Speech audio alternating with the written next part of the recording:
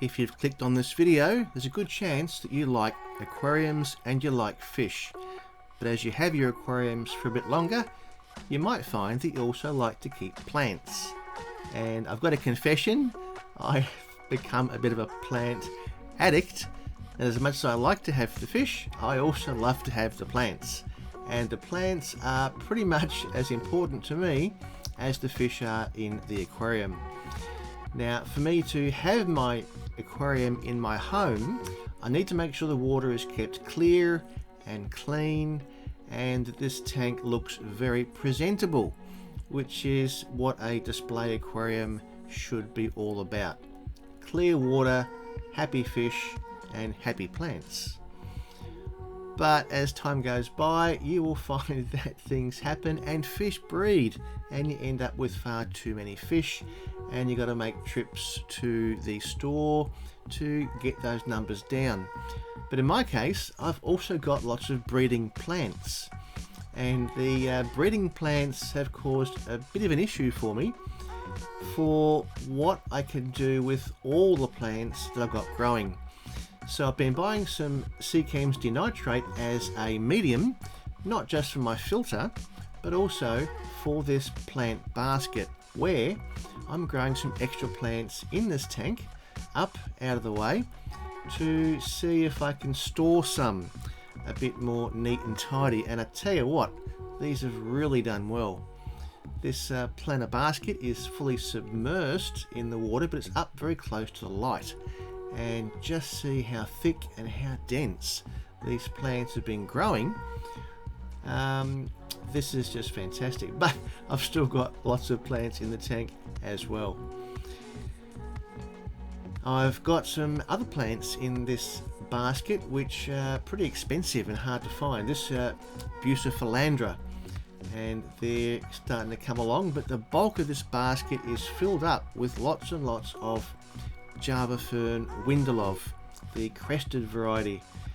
And this basket has been here now for about 4 to 5 months, and in that time you can see just how thick these plants have grown. They are insane. So that's fine. The basket itself looks really incredible. There's even a couple of Anubias Nana Petite over here on the end. So that's been terrific. I've been fertilizing these plants with this Pond Scots Osmocote. These little tablets really do make the plants pop. And these cryptocorns, after only a couple of weeks of the tabs being put in, have really started to bronze up and show some real color in their leaves as they're growing. Also, the CO2 does help as well.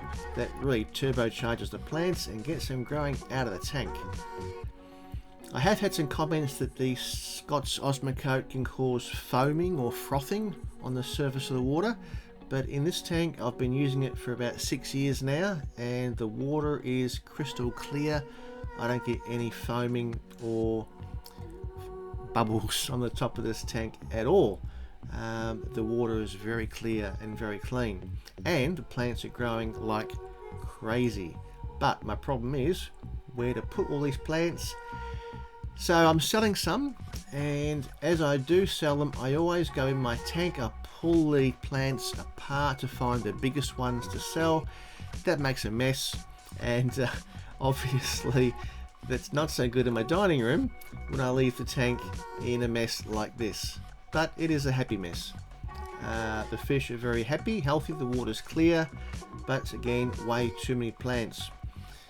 So as I'm growing the plants in these planter baskets and getting bigger for sale, the whole tank is just crammed with Java Fern in particular.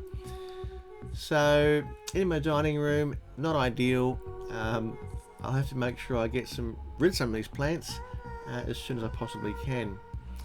So that's my confession. I'm a plant addict, and I've just done another tray for some more plants to grow up out of the top of the tank.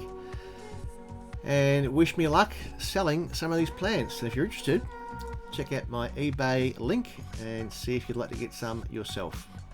Thanks for watching. Hope your tanks are going well. Click here for the next video.